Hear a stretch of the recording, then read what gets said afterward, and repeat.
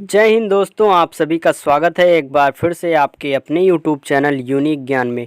आज का वीडियो आप सबके लिए बहुत महत्वपूर्ण होने वाला है। BA second year third semester के बच्चों के लिए पॉलिटिकल साइंस के सबसे महत्वपूर्ण प्रश्नों को आज हम विस्तार से समझेंगे और जानेंगे। आपका पॉलिटिकल साइंस का एग्ज़ाम बहुत ही अच्छा होने वाला है इस वीडियो को देखने के बाद। तो चलिए देखते हैं आज का हमारा पहला प्रश्न क्या है। अगर आप चैनल पर नए हों तो चैनल को सब्सक्राइब करें जिससे आपको आगे की वीडियोस प्राप्त हो सके। हमारा पहला प्रश्न है, लोकतंत्र की परिभाषा दीजिए। लोकतंत्र क्या होता है? हम अब्राहम लिंकन जी के अनुसार देखेंगे कि लोकतंत्र शासन का वह रूप है जिसमें शासन जनता का जनता के लिए तथा जनता के द्वारा हो, अर्थात to the people, for the people, from the people. वह शासन जो जनता के लिए हो तथा जनता के द्वारा हो या जनता का हो, वह लोकतंत्र शासन कहलाता है। अगला प्रश्न हमारा एक, लोकतंत्र के मूल सिद्धांत का उल्लेख कीजिए। लोकतंत्र के मूल सिद्धांत कौन कौन से हैं, हमें उसका उल्लेख करना है। उसके मूल सिद्धांत में स्वतंत्रता आता है, क्योंकि लोकतंत्र होने के लिए सर्वप्रथम स्वतंत्र होना बहुत आवश्यक होता है। सबसे महत्वपूर्ण मूल सिद्धांत यही है कि स्वतंत्रता बहुत ही आवश्यक है लोकतंत्र शासन बनाने के लिए। दूसरा, समानता, जिसमें जाति लिंग के आधार पर किसी के मध्य भेदभाव न किया जाए। तीसरा हो जाता है विश्व बंधुता, आपस में इंटरनेशनल हो या नेशनल या आपस में गांव समाज में लोगों के प्रति व्यवहार अच्छा रखना चाहिए। सत्ता का विकेंद्रीकरण, जो पावर है उसका विकेंद्रीकरण, उसका आवंटन अच्छे प्रकार से होना चाहिए। जनता के मौलिक अधिकार, जनता के मौलिक अधिकारों की रक्षा होनी चाहिए लोकतंत्र में, यह बहुत ही आवश्यक है। स्वतंत्र न्यायपालिका, जनता साध्य तथा राज्य साधन के रूप में, और कल्याणकारी राज्य होना चाहिए। ये सब हमारे लोकतंत्र के मूल सिद्धांत हैं। अगला हमारा प्रश्न है कि प्रजातंत्र के भेद बताइए। प्रजातंत्र के कौन कौन से भेद होते हैं? प्रजातंत्र के दो भेद होते हैं, विशुद्ध या प्रत्यक्ष प्रजातंत्र, विशुद्ध या प्रत्यक्ष प्रजातंत्र, और दूसरा होता है प्रतिनिध्यात्मक या अप्रत्यक्ष प्रजातंत्र। दो प्रकार के होते हैं, आप ऐसे भी याद कर सकते हैं, प्रत्यक्ष प्रजातंत्र या अप्रत्यक्ष प्रजातंत्र। कहीं कहीं पर विशुद्ध प्रजातंत्र दिया जाता है जिसे प्रत्यक्ष प्रजातंत्र ही कहा जाता है, और कहीं कहीं प्रतिनिध्यात्मक प्रजातंत्र, उसका मतलब होता है अप्रत्यक्ष प्रजातंत्र। अगला प्रश्न हमारा है कि अप्रत्यक्ष, जो प्रत्यक्ष या विशुद्ध प्रजातंत्र है वह होता क्या है, आखिर किसे कहते हैं? हम इसको भी समझेंगे। हर्नसा एक महान विद्वान हैं, उनके द्वारा प्रजातंत्र को परिभाषित करते हुए लिखा है कि शुद्ध रूप में प्रजातंत्र वह शासन है जिसमें समस्त जनता स्वयं प्रत्यक्ष रूप से बिना प्रतिनिधियों के माध्यम से प्रभुसत्ता में कार्य करती है, वह क्या कहलाता है? प्रत्यक्ष प्रजातंत्र। जिसमें प्रत्यक्ष नाम से भी आपको प्रतीत होता होगा कि प्रत्यक्ष रूप से जो प्रभुसत्ता में कार्य करे जनता, वही प्रत्यक्ष प्रजातंत्र कहलाती है। अगला प्रश्न है हमारा, अप्रत्यक्ष या प्रतिनिध्यात्मक प्रजातंत्र किसे कहते हैं? ये भी हम हर्नसा के अनुसार देखेंगे। हर्नसा जी ने कहा है कि अप्रत्यक्ष प्रजातंत्र को परिभाषित करते हुए उन्होंने लिखा है कि अप्रत्यक्ष प्रजातंत्र प्रतिनिधियों के माध्यम द्वारा सर्वोच्च सत्तावान जनता का शासन होता है। जो सर्वोच्च सत्तावान होती है उसी जनता का शासन होता है, तो वह क्या कहलाता है? अप्रत्यक्ष प्रजातंत्र। अगला प्रश्न हमारा है, लोकतंत्र शासन प्रणाली के लक्षण बताइए। अगर मान लीजिए लोकतंत्र शासन है तो उसके कौन कौन से लक्षण होते हैं, ये हमें बताना है। सबसे पहला क्या होता है? प्रजातंत्र शासन साध्य नहीं साधन है। जो शासन होता है वह साध्य नहीं साधन होता है। ऊपर हमने आपको यह भी बताया कि जनता साध्य होती है और राज्य जो होता है साधन के रूप में कार्य करता है। दूसरा हमारा क्या होता है कि जनता के प्रति उत्तरदायी शासन होता है। जो भी सरकार हो वह जो भी कार्य करे जनता के प्रति उत्तरदायी रहे, उसके बताए कि वह कार्य क्या कर रहा है, किस प्रकार कर रहा है, किस कार्य में कितना रुपया लगा, ये सब उत्तरदायी होना चाहिए जनता के प्रति। तीसरा हमारा क्या हो जाता है? जनता द्वारा निर्मित शासन। यह तो सबसे मूल सिद्धांत हमने आपको बताया कि जनता द्वारा, अब्राहम लिंकन जी ने भी कहा है कि to the people, for the people, from the people is called democracy. लोकतंत्र वही है जिसमें जनता का हो, जनता के लिए हो और जनता के द्वारा हो, लोकतंत्र कहलाता है। तो जनता के द्वारा निर्मित शासन लोकतंत्र प्रणाली का बहुत अच्छा लक्षण है। चौथा है हमारा वर्ग विशेष को सुविधा नहीं। इसमें किसी भी वर्ग विशेष या जाति विशेष को सुविधा नहीं प्राप्त होगी, सबको एक समान रूप से देखा जाएगा। यह भी लोकतंत्र शासन प्रणाली का एक लक्षण है। अगला हमारा प्रश्न है राजनीतिक व्यवस्था किसे कहते हैं। राजनीतिक व्यवस्था एक ऐसी उपव्यवस्था है जिसके विभिन्न भागों में ऐसी संबंध सूत्रता होती है, व्यवस्था के किसी भाग में कोई भी परिवर्तन अन्य हो या अंतःक्रियाशील अंगों तथा संपूर्ण राजनीतिक व्यवस्था में भी अनुकूल परिवर्तन ला देता है। मतलब एक प्रकार की यह ऐसी व्यवस्था होती है उसमें जितने भी भाग जुड़े होते हैं, अगर एक भाग में कोई भी परिवर्तन किया जाता है तो उसमें अन्य जो भाग हैं उस पर भी अनुकूल परिवर्तन होगा, जो कि राजनीतिक व्यवस्था में दिखाई देगा आपको सीधे सीधे। यही राजनीतिक व्यवस्था कहलाती है। इसमें लिखा भी गया है कि जिसके विभिन्न भागों में ऐसी संबंध सूत्रता होती है कि व्यवस्था के अगर किसी भी भाग में कोई परिवर्तन लाया गया तो अंतःक्रियाशील अंगों तथा संपूर्ण राजनीतिक व्यवस्था में ये जो पूरी भाग है या जो पूरी राजनीतिक व्यवस्था है वह परिवर्तन आपको हर जगह देखने को अनुकूल परिवर्तन मिलेगा अगर आप किसी भी भाग में परिवर्तन करते हैं। अगला हमारा प्रश्न है कि डेविड ईस्टन के अनुसार राजनीतिक व्यवस्था के कितने संघटक होते हैं। राजनीतिक व्यवस्था जो है वह कितने संघटक होते हैं, तो डेविड ईस्टन जी के अनुसार राजनीतिक व्यवस्था के 3 संघटक होते हैं। कौन कौन से होते हैं। राजनीतिक व्यवस्था नीतियों के माध्यम से मूल्यों का आवंटन कराती है, जो नीतियों के माध्यम से मूल्यों का आवंटन कराती है।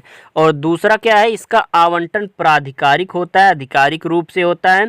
और तीसरा है इसका आधिकारिक आवंटन समाज पर बाह्य रूप से लागू होता है। ये सब राजनीतिक व्यवस्था के 3 घटक हैं। अगला प्रश्न है हमारा कि भारतीय राज्य व्यवस्था के निर्धारक तत्वों का उल्लेख कीजिए। भारतीय राजनीतिक व्यवस्था राज्य व्यवस्था के निर्धारक तत्व कौन कौन से हैं। पहला भारतीय संविधान। हमारा जो संविधान है वह सबसे निर्धारक तत्व है किसका, भारतीय अपनी राज्य व्यवस्था का, क्योंकि हमारा संविधान बहुत ही महान है और बहुत अच्छा है। दूसरा क्या हो जाता है, संविधान की उद्देशिका। उद्देशिका मतलब प्रिएम्बल हमारा जो है वह एक तत्व है।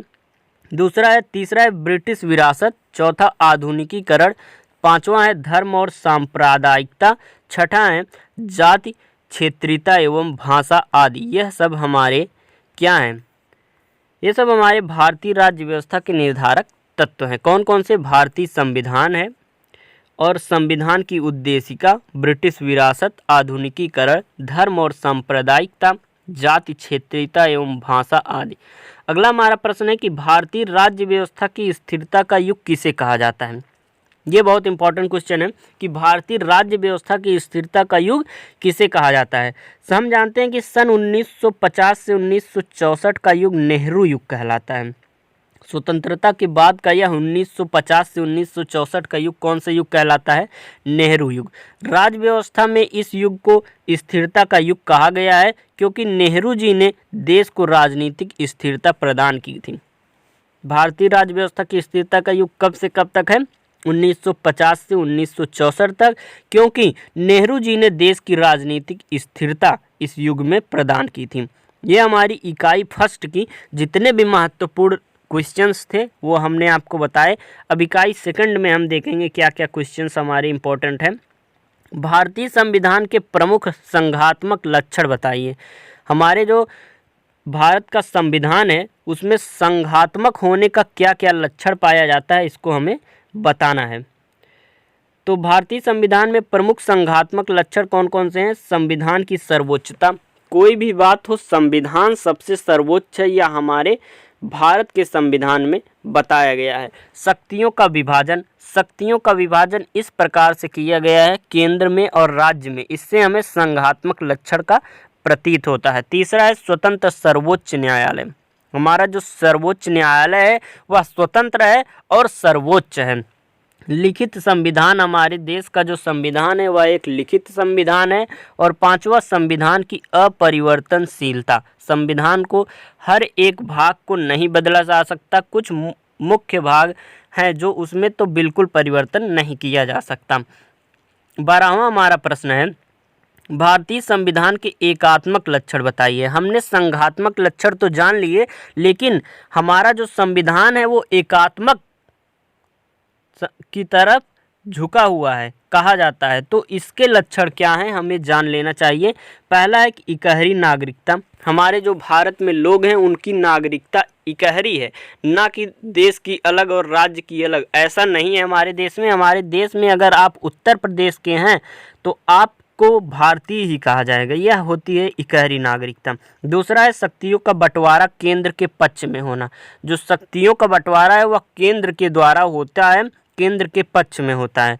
तीसरा है संघ और राज्यों के लिए एक ही संविधान। अगर हमारा जो राज्य है, मान लीजिए आप उत्तर प्रदेश के हैं, तो जो राज्य के लिए एक संविधान है वही संघ केंद्र के लिए, हमारे भारत के लिए एक ही संविधान है। एकीकृत न्याय व्यवस्था है और संकट काल में एकात्मक शासन हो जाता है। अगर कोई भी आपत्तिजनक काल आता है उस समय हमारी जो शासन है वह एकात्मक हो जाएगी, ऐसा संविधान में बताया गया है। अगला हमारा प्रश्न है, संघात्मक शासन प्रणाली किसे कहते हैं। हमने लक्षण जान लिए, अब हम जानेंगे संघात्मक प्रणाली, शासन प्रणाली क्या होता है और एकात्मक शासन प्रणाली क्या होता है।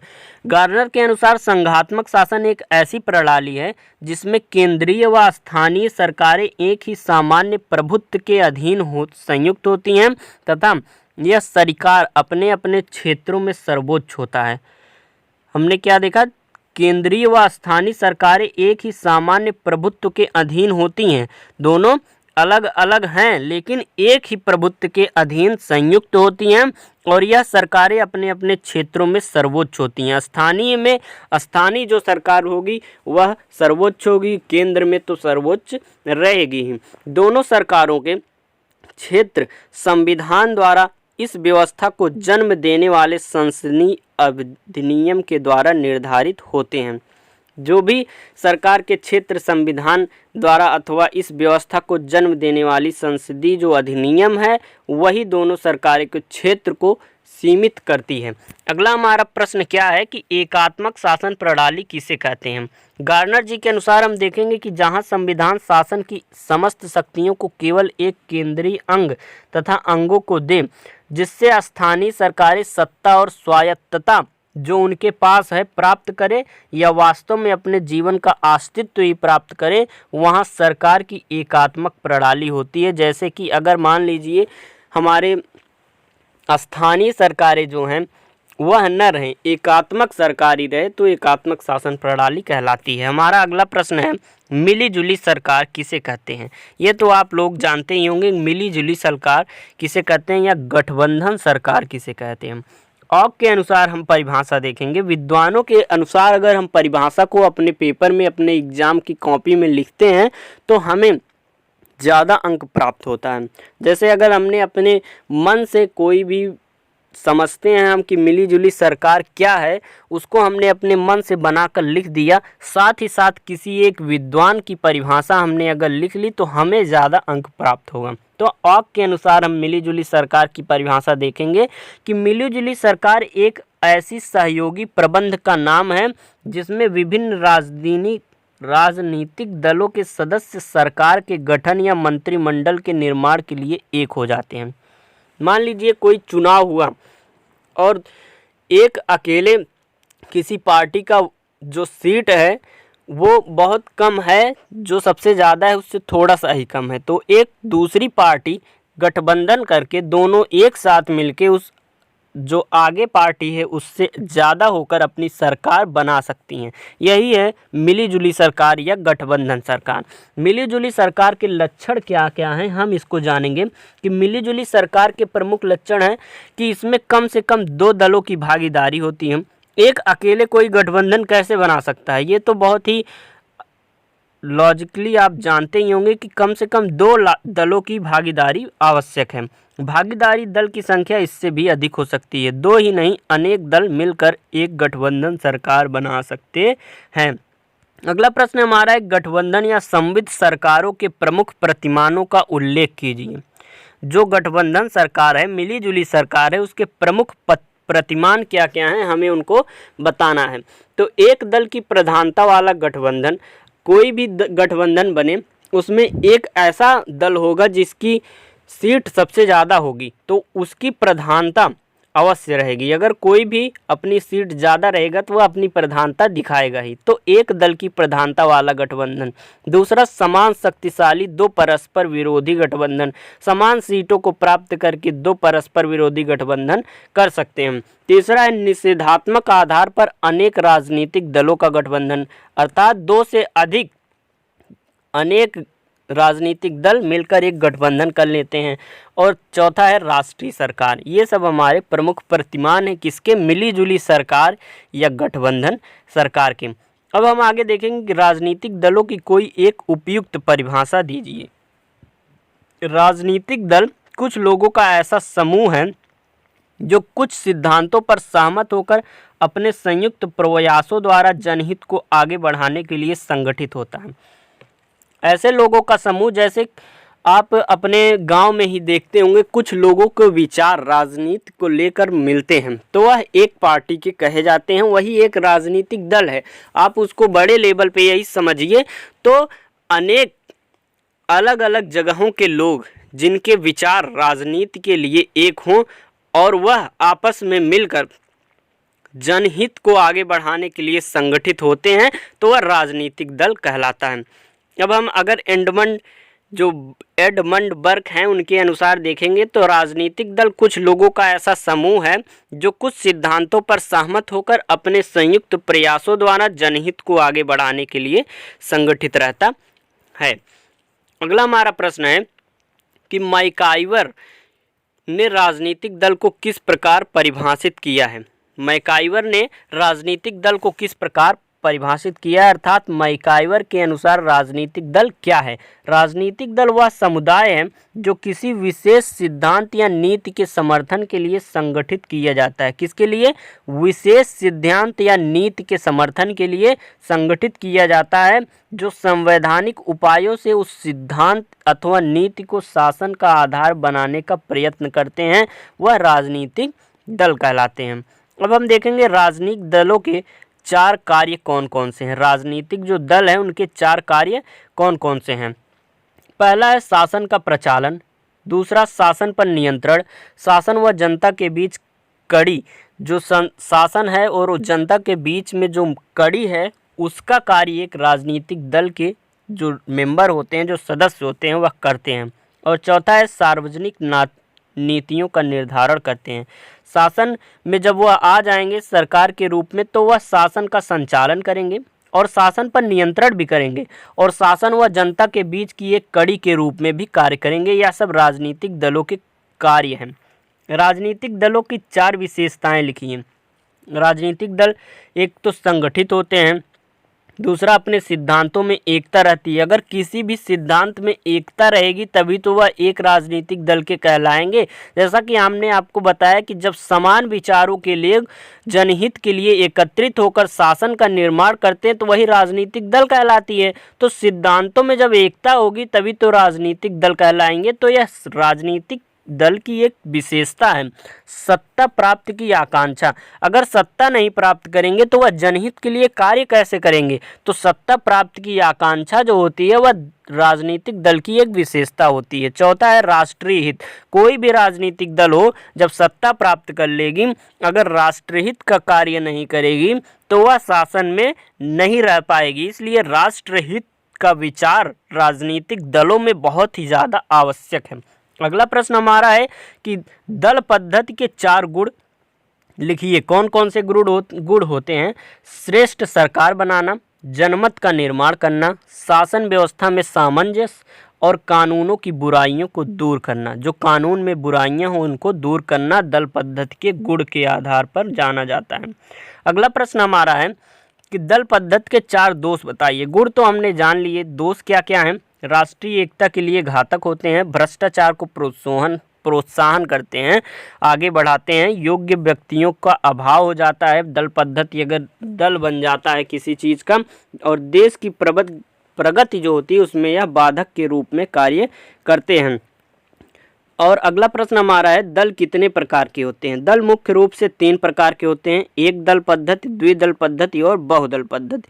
अगला प्रश्न हमारा है कि एक दल पद्धति किसे कहते हैं और द्विदल पद्धति किसे कहते हैं, इसको हम जानेंगे और इसी के साथ हमारा क्लास खत्म हो जाएगा।